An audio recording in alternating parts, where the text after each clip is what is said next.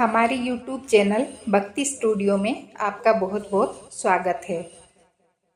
आज हम नवरात्रा के 5वें दिन माँ दुर्गा के 5वें स्वरूप स्कंद माता की कथा सुनेंगे। स्कंद अर्थात कुमार कार्तिकेय, ये देवासुर संग्राम में देवताओं के सेनापति थे। इन्हें कुमार और शक्तिधर भी कहा गया है।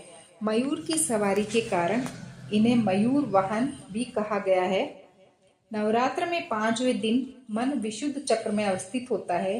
आज ही भगवती का विग्रह स्कंद जी को बाल रूप में गोद लिए रहता है।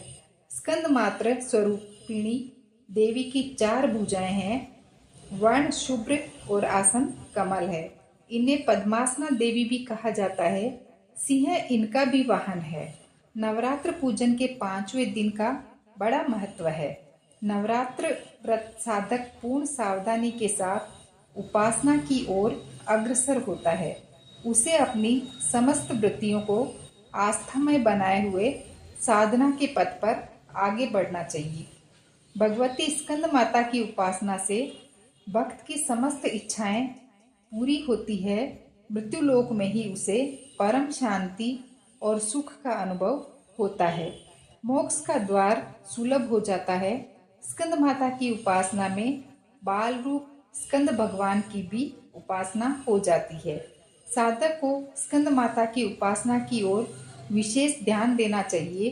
सूर्य मंडल की अधिष्ठात्री देवी होने के कारण उपासक अलौकिक तेज प्राप्त करता है। अतः एकाग्र भाव से मन को पवित्र रखकर स्कंद माता की शरण में जाना चाहिए। चंड मुंड का वध। ऋषि बोले, तदंतर शुंभ की आज्ञा अनुसार चंड मुंड आदि दैत्य चतुरंगिणी सेना के साथ अस्त्र शस्त्रों से सन्नद्ध हो चल दिए और फिर हिमालय पर्वत के स्वर्णमय ऊंचे शिखर पर पहुंचकर उन्होंने सिंह पर विराजमान देवी को देखा। वे मंद मंद मुस्कुरा रही थी। देवी को इस प्रकार मुस्कुराते हुए देख असुर धनुष और तलवार लेकर देवी के समीप आ तत्परता से पकड़ने का यत्न करने लगी। तब अंबिका उन शत्रुओं पर अत्यंत क्रोधित हुई। उस समय क्रोध के कारण उनका मुख काला पड़ गया, लाट की भौहें टेढ़ी हो गई। तब वहां से तुरंत अत्यंत विकराल काली प्रकट हुई, जो तलवार और पाश लिए हुए थी। वे विचित्र खटवांग धारण किए और चीते के चर्म की साड़ी तथा नर मुंडों की माला से अलंकृत थी। उनके शरीर का मांस सूख गया था, केवल अस्थि पंजर मात्र शेष था। इससे वे अत्यंत भयंकर जान पड़ती थी। विशाल मुख से जीभ लपलपाने के कारण वे और भी डरावनी प्रतीत होती थी।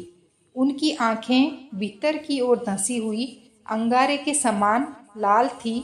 वे अपनी भयंकर गर्जना से संपूर्ण दिशाओं को गूंजा रही थी। बड़े बड़े दैत्यों का वध करती हुई वे कालिका देवी बड़े वेग से दैत्य सेना पर टूट पड़ी और उनका भक्षण करने लगी। वे पार्श्व रक्षकों, अंकुशधारी महावतों और योद्धाओं तथा घंटा सहित कितने ही हाथियों को एक ही हाथ से पकड़कर मुंह में डाल लेती। इसी प्रकार घोड़े, रथ और सारथी सहित रथी सैनिकों को मुंह में डालकर अत्यंत भयानक रूप से दांतों से उन्हें चबा डालती थी। किसी के बाल पकड़ लेती, किसी की गर्दन दबा देती, किसी को पैरों से दबोच देती तो किसी को छाती से धकेलकर मार डालती थी। वे असुरों द्वारा छोड़े गए अस्त्र शस्त्रों को मुंह से पीस डालती थी। इस प्रकार काली ने बलवान दुरात्मा दैत्यों की वह सारी सेना कुचल डाली, खा डाली और कितने ही को मार भगाया।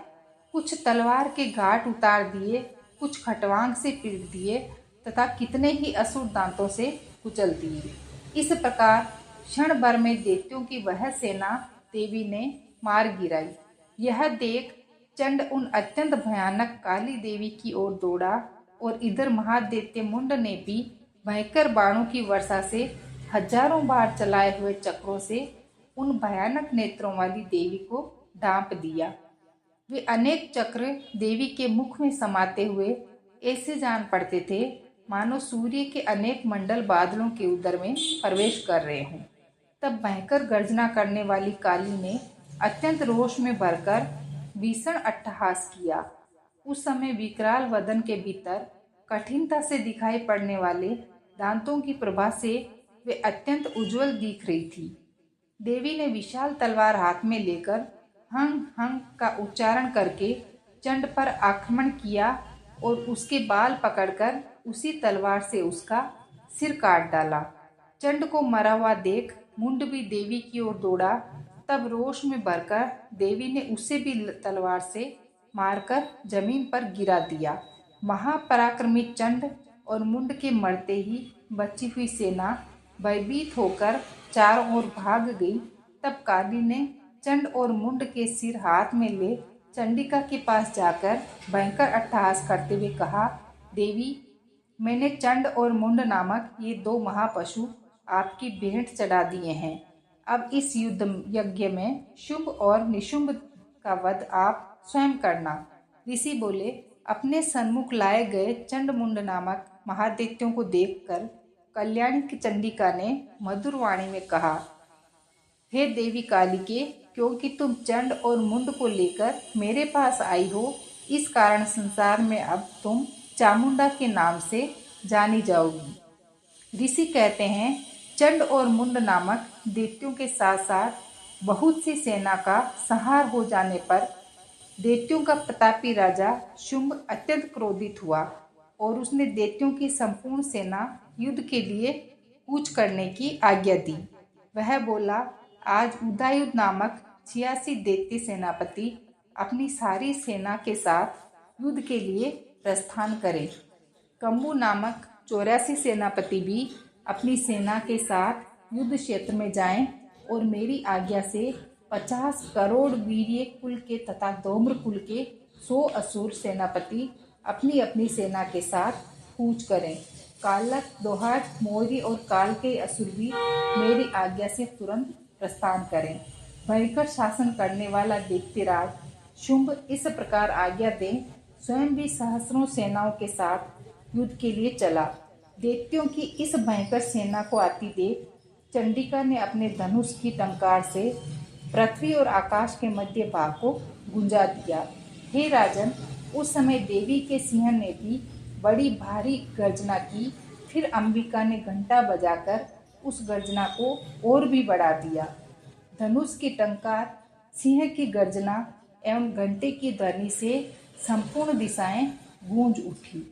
उस भयंकर शब्द से काली ने अपने विकराल मुख को भी फैलाया, जिससे वे विजयिनी हुई। उस शब्द को सुनकर दैत्य सेनाओं ने चारों ओर से आकर चंडिका देवी, सिंह तथा काली देवी को क्रोधपूर्वक घेर लिया। हे राजन, उसी समय असुरों के विनाश तथा देवताओं के उत्थान के लिए ब्रह्मा, शिव, कार्तिकेय, विष्णु तथा इंद्र आदि देवों की शक्तियां, जो अत्यंत पराक्रम और बल से संपन्न थी, उनके शरीरों से निकलकर उन्हीं के रूप में चंडिका देवी के पास गई। जिस देवता का जो रूप, जैसे भूषण तथा वाहन है, उन्हीं दो वस्तुओं से संपन्न होकर वह देव शक्तियां असुरों से युद्ध के लिए आई। सबसे पहले ब्राह्मणी, जो हंस विमान पर बैठी अक्ष सूत्र तथा कमंडलू से सुशोभित थी, उपस्थित हुई। महेश्वर की शक्ति माहेश्वरी वृषभ पर विराजमान, हाथों में सुंदर त्रिशूल व महासर्पों के कंकण पहने, मस्तक पर चंद्र रेखा से विभूषित हो वहां आ पहुंची। कार्तिकेय जी की शक्ति गुह रूपिणी कौमारी अंबिका उन्हीं का रूप धारण किए सुंदर मोर पर आरूढ़ हो हाथ में शक्ति लिए दैत्यों से युद्ध करने के लिए आई। इसी प्रकार विष्णु की शक्ति वैष्णवी गरुड़ पर सवार होकर शंख, चक्र, गदा, सांग, धनुष तथा खड्ग हाथ में लिए वहां आई। यज्ञ वाराह का विचित्र रूप धारण करने वाले विष्णु की वाराह शक्ति वैसा ही रूप धारण कर वहां आई। नरसिंह के समान शरीर धारण किए गर्दन के बालों के फटकारने से आकाश के तारों को बिखेरती हुई नारसिंह शक्ति वहां आ पहुंची। इसी प्रकार इंद्र की शक्ति 1000 नेत्र वाली वज्र हाथ में लिए गजराज ऐरावत पर बैठकर आई। इंद्र का जैसा रूप है वैसा ही उसका भी था। तदनंतर उन देव शक्तियों से घिरे हुए महादेव जी ने चंडिका से कहा, मेरी प्रसन्नता के लिए तुम शीघ्र ही उन असुरों का संहार करो। तब देवी के शरीर से भयंकर उग्र रूप धारण किए हुए चंडिका शक्ति प्रकट हुई, जो सैकड़ों गिदड़ियों की भांति आवाज करने वाली थी। उस अपराजिता देवी ने धूमिल जटा वाले महादेव जी से कहा, भगवान, आप शुंभ निशुंभ के पास दूत बनकर जाइए और अति घमंडी शुंभ निशुंभ तथा अन्य असुर जो युद्ध करने के लिए वहां उपस्थित हो, उनसे कहना कि हे दैत्यों, यदि तुम जीवित रहना चाहते हो तो पाताल लोक को लौट जाओ। इंद्र को तीनों लोक का राज्य मिल जाए और देवता यज्ञ भाग का उपभोग करे। यदि तुम्हें अपने बल का अभिमान हो और युद्ध की अभिलाषा हो तो आ जाओ। तुम्हारे मांस से मेरी योगिनियां तृप्त हो जाएं, क्योंकि भगवती ने भगवान शिव को अपना दूत नियुक्त किया था।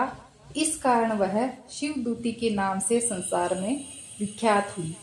भगवान शिव के मुंह से देवी के वचन सुनकर वे महादेव के अत्यंत क्रोधित हुए और जहाँ कात्यायनी विराजमान थी उस ओर बढ़े।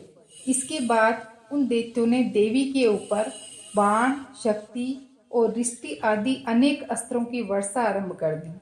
तब देवी ने भी खेल खेल में ही धनुष की टंकार की और उससे छोड़े गए बाणों द्वारा दैत्यों के चलाए हुए बाण, शक्ति और फरसों को काट डाला। फिर काली देवी उनके आगे आकर अपने शूल के प्रहारों से शत्रुओं को फाड़ती तथा खटवांग से उनका कचूमर निकालती हुई युद्ध क्षेत्र में विचरण करने लगी। ब्राह्मणी जिस ओर जाती अपने कमंडलू का जल छिड़ककर शत्रुओं के तेज और पराक्रम को नष्ट कर देती थी। माहेश्वरी ने त्रिशूल से, वैष्णवी ने चक्र से तथा अत्यंत क्रोधित हुई कुमार कार्तिकेय की शक्ति कुमारी ने दैत्यों का संहार आरंभ किया। इंद्र की शक्ति इंद्री के प्रहार से सैकड़ों दैत्य घायल होकर रक्त बहाते हुए भूमि पर गिर पड़े। वाराही शक्ति ने अपने थुतुन की मार से अनेक दैत्यों को मार डाला और दाढ़ों के अग्रिम भाग से कितनों की छाती चीर डाली तथा अनेक दैत्य चक्र द्वारा काट डाले। नारसिंह शक्ति अपनी नखों से अनेकानेक महादैत्यों को विदीर्ण करके खाती तथा आकाश तथा दिशाओं को गुंजाने वाला सिंहनाद करती हुई युद्ध क्षेत्र में विचरने लगी। शिवदूती के प्रचंड अट्टहास से भयभीत होकर अनेक असुर भूमि पर गिर पड़े, जिन्हें शिवदूती ने उसी समय अपना ग्रास बना लिया। इस प्रकार क्रोधित हुई मातृगणों द्वारा विविध उपायों से बड़े बड़े असुरों का संहार होता देख दैत्य सैनिक भाग खड़े हुए। तब दैत्य सेना को युद्ध से भागते देख रक्तबीज नामक महादैत्य कुपित होकर युद्ध के लिए आगे बढ़ा। उसके शरीर से जब रक्त की बूंद गिरती तब उसी के समान शक्तिशाली एक अन्य महादैत्य पृथ्वी पर पैदा हो जाता। वह महासुर रक्तबीज गदा हाथ में लेकर इंद्र की शक्ति से युद्ध करने लगा। तब इंद्री ने अपने वज्र से रक्तबीज पर प्रहार किया। वज्र से घायल होने पर उसके शरीर से रक्त बहने लगा, जिससे उसी के समान पराक्रमी योद्धा उत्पन्न होने लगे। उसके शरीर से रक्त की जितनी बूंदें गिरी, उनसे उतने ही दैत्य और पैदा हो गए। वे सभी रक्त बीज के समान वीर्यवान, बलवान तथा पराक्रमी थे। रक्त से पैदा हुए ये दैत्य अत्यंत भयंकर अस्त्र शस्त्रों से मातृगुणों पर प्रहार करते हुए घोर युद्ध करने लगी। पुनः इंद्री ने वज्र प्रहार करके उसका मस्तक शत विशत कर दिया। उससे रुधिर बह उठा। तब हजारों पुरुष उस रक्त से पैदा हो गए। वैष्णवी शक्ति ने चक्र से उसे मारा।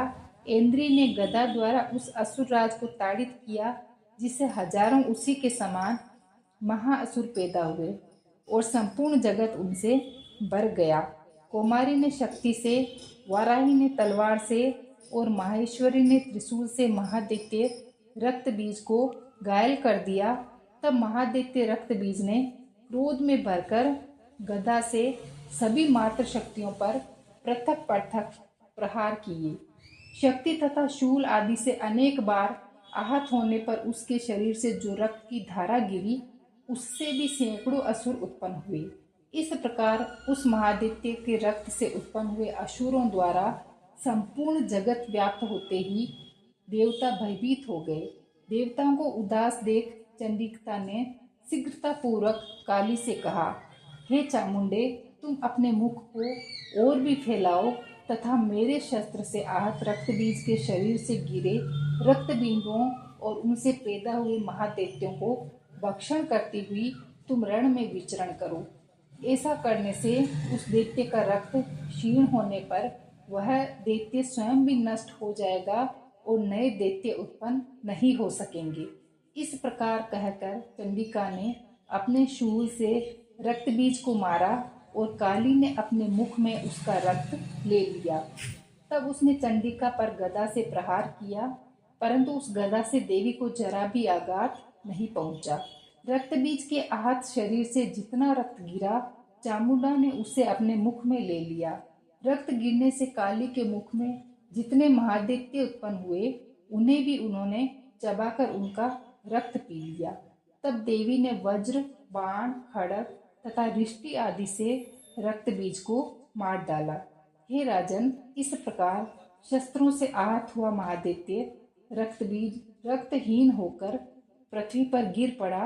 हे नरेश्वर, इससे देवता अत्यंत प्रसन्न हुए और मातृगण उसके रुधिर पान के मद से उन्मत्त होकर नृत्य करने लगी। आगे की कथा सुनने के लिए नवरात्रा के 6वें दिन का वीडियो देखें। धन्यवाद।